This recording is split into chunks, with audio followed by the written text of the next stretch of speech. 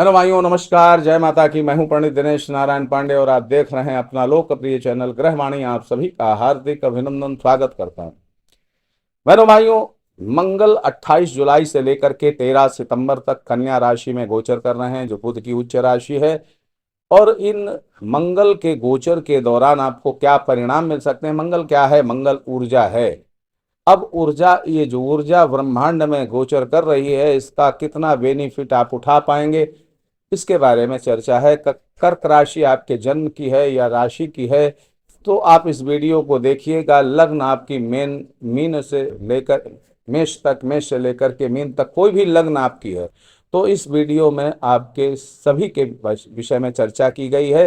राशि अगर आपकी कर्क है, बहनों भाइयों, शिक्षा, संतान, महत्वाकांक्षा और प्रगति से जुड़ा हुआ पांचवां भाव, जिसके स्वामी होते हैं मंगल आपके लिए। और वहीं आपके जीवन के कर्म, आपके पिता का बल, पिता का मजबूत बल, इसके भी स्वामी मंगल होते हैं। यानी कर्क लग्न वालों के लिए मंगल को हम ये मान सकते हैं कि ये आपके भाग्य विधाता हैं। आपके जीवन में आपके बहुत अच्छे सच्चे हितैषी देवता हैं। और ये आपकी तरक्की में सदैव उत्प्रेरक की भूमिका निभाते हैं, कैटलिस्ट की भूमिका निभाते हैं। और मंगल को अगर आप समझ लेंगे, अब जैसे कई कर्क राशि के लोग ये कहते हैं कि उनका जीवन संघर्ष में चल रहा है, या जीवन भर कुछ लोगों ने कमेंट करके लिखा या मुझे भी बात करके कहा कि उनका जीवन सदैव संघर्ष में रहा है। तो बहनों भाइयों, एक मोटा मोटा कैलकुलेशन समझ लीजिए। कर्क लग्न या कर्क राशि वाले जातक अगर वो जीवन में निरंतर संघर्ष कर रहे हैं, तो निश्चित मान लो कि उनकी जन्म कुंडली में मंगल अच्छी स्थिति में नहीं है। आपके साथ ये दैवीय ऊर्जा आपका हित करने के लिए सदैव तैयार रहती है। लेकिन जैसे मैंने बताया कि ये आपके पंचम भाव का एक त्रिकोण है, उसके स्वामी हैं, और एक केंद्र का भाव है दशम भाव, उसके स्वामी हैं। यानी इसको हम इस तरीके से कह सकते हैं कि ये जन्म जन्मांतर के कर्मों से जुड़े हुए मंगल देवता हैं। और जन्म जन्मांतर से जो अच्छे या बुरे कर्म लेकर के आप इस जीवन में आए हैं, उस कर्म को इंडिकेट करने वाले देवता मंगल हैं। जहां ये केंद्र के स्वामी हो करके आपके लिए वरदान दायक हो सकते हैं, वहीं दशम भाव जो केंद्र का ही भाव है, लेकिन ये पिछले जन्म के कर्मों से जुड़ा हुआ भाव है। तो अगर मंगल आपकी जन्म कुंडली में अच्छी स्थिति में नहीं है, तो इतना मान लीजिएगा कि आपके जीवन में संघर्ष, अगर बहुत आप बचपन से संघर्ष झेलते चले आए हैं, तो आपकी जन्म कुंडली में मंगल अच्छी लोकेशन में नहीं है, बिल्कुल कंफर्म 101%। तो फिर मंगल का उपाय करिएगा। मंगलवार को हनुमान जी का दर्शन करना, मंगलवार को पूर्ण पवित्रता रखना। लहसुन, प्याज, नॉनवेज और ये जो अल्कोहल वगैरह अगर आप लेते हैं, तो ये अपने लिए गड्ढा ही खोद रहे हैं, कब्र ही खोद रहे हैं। तो इसलिए मंगल को आप अपने लिए वरदान समझिएगा। अगर आप जीवन में संघर्ष कर रहे हैं, तो निश्चित तौर पर मैं कह सकता हूं, आपकी जन्म कुंडली देखे बगैर कि आपकी जन्म कुंडली में मंगल अच्छी स्थिति में नहीं है।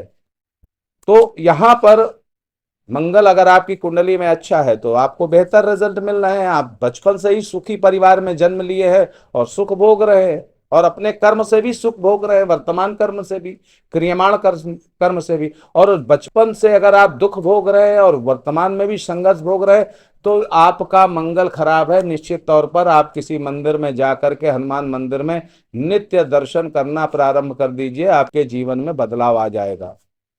अब मंगल इस समय आपके तृतीय भाव में गोचर कर रहे हैं 28 जुलाई से, और 13 सितंबर तक यहीं रहेंगे। अब यहाँ बुध की राशि है और तृतीय भाव मंगल के स्वयं कारकत्व का भाव होता है। वहां पर मंगल का गोचर अच्छे परिणाम ही देगा, अच्छे परिणाम ही देगा। और कई अच्छे परिणाम देगा, ऐसे परिणाम देगा जिसकी काफी समय से आपको प्रतीक्षा थी। अब मंगल की चार दृष्टियां होती हैं। मंगल तृतीय भाव से बैठ करके पहला इनकी जो चौथी दृष्टि पड़ेगी वो छठे घर पर पड़ेगी। अब छठे घर पर रोग ऋण शत्रुओं का घर है और वहां से आपको केयरिंग रिजल्ट मिलते हैं, यानी रोग ऋण शत्रु ये सब इस समय शांत रहेंगे। ये बिल्कुल शांत रहेंगे, इनकी कोई भी पीड़ा आपको नहीं मिलेगी। और छठा घर आपकी प्रतिस्पर्धा का भाव होता है, कंपटीशन का भाव होता है, तो वहां से भी आपको सफलताएं मिलेंगी। ये परिजनों का भी भाव होता है, जो परिवार के दूर दराज के रिश्तेदार होते हैं उनका भी भाव होता है। अब यहाँ पर मंगल की लोकेशन थोड़ा सा आपको, चूंकि मंगल और सामने बैठे हैं शनि देवता, तो यहाँ थोड़ा सा ये बिगाड़ इस तरीके का पैदा कर सकते हैं। देखिए, ननिहाल पक्ष से तो आपको, ननिहाल पक्ष के लोग, अब छठा घर जो होता है ननिहाल पक्ष का, तो वहां के लोग आपके लिए केयरिंग होते हैं। लेकिन जो अपने भाई बंधु होते हैं, छोटे भाई हैं और रिश्तेदार हैं, रिलेटिव्स हैं, तो यहाँ थोड़ा सा बिगाड़ मंगल के माध्यम से हो सकता है, क्योंकि सामने शनि बैठे हैं। मंगल शनि का जो समसप्तक योग है, ये थोड़ा सा आपको इन रिश्ते से बिगाड़ कर सकता है। वहीं आपका पराक्रम पुरुषार्थ बढ़ेगा। जो चीजें आप नहीं पा पाए थे वो अपने पराक्रम से, मंगल देवता के पराक्रम से और उनके आशीर्वाद से पा पाएंगे। वहां यूनिवर्सल सपोर्ट भी मंगल काफी अच्छा दिलाने वाले हैं, यानी आप सोशल मीडिया में जुड़े हुए हैं और कोई ऐसे क्षेत्र से जुड़े हुए हैं जिनमें जनसंपर्क बहुत हाई लेवल का होता है, तो वहां से भी काफी अच्छे परिणाम आपको मंगल के माध्यम से मिल सकते हैं। यूनिवर्सल सपोर्ट काफी अच्छे मिलेगा। और ये मंगल आपको, ये 13 सितंबर तक की अवधि है और 28 जुलाई से चल रहा, अनुभव तो आपको होने लगा होगा। ये कुछ खास आपको बनाएगा 101%। अब खास का मतलब ये समझो कि ये जो तरक्की, खास की तरक्की होगी, ये आपके स्तर के अनुसार होगी।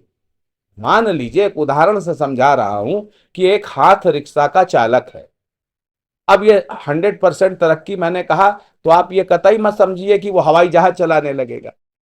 हाथ रिक्शा का चालक है, वो हवाई जहाज नहीं चलाने लगेगा। यानी तरक्की आपके अपने स्तर से होगी, जो वर्तमान में आपका स्तर है। हाँ, इतना जरूर है कि हाथ रिक्शा चला रहे तो हो सकता है इलेक्ट्रिक रिक्शा चलाने लग जाए, ये हो सकता है। तो ऐसी ही तरक्की होगी। मंगल शनि का कनेक्शन आपके व्यवहार में, आपकी विचारधारा में ये तनाव उत्पन्न कर सकता है, जिसके वजह से संबंधों में बिगाड़ हो सकता है, तो इससे आपको बचना पड़ेगा। हनुमत दर्शन आपको करना चाहिए प्रतिदिन, क्योंकि मंगल आपके सबसे हितैषी देवता हैं। आपको गाड़ी चलाइए, गाड़ी चलाइए पर जल्दबाजी मत दिखाइए, फास्ट ड्राइविंग मत करिए, दुर्घटना होने के चांस बनेंगे, संकट में जान पड़ सकती है।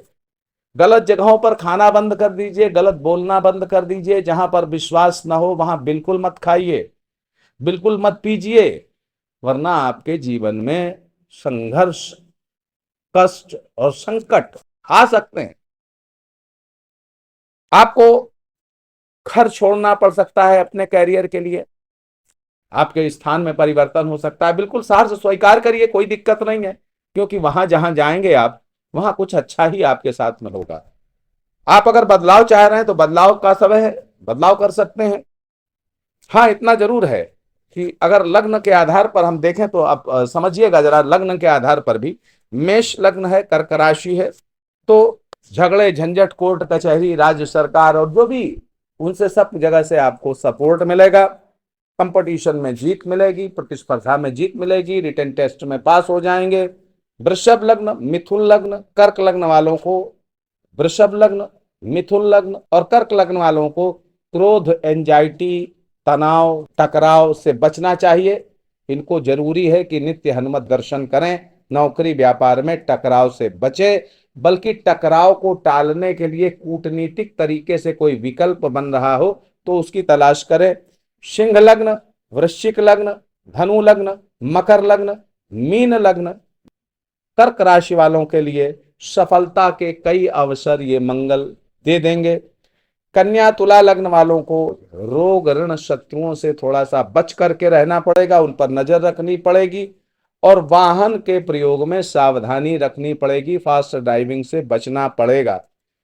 अब देखिए यहां पर मैं बताऊं तो ये मंगल का गोचर काफी अच्छे परिणाम सभी कर्क राशि वालों को देगा।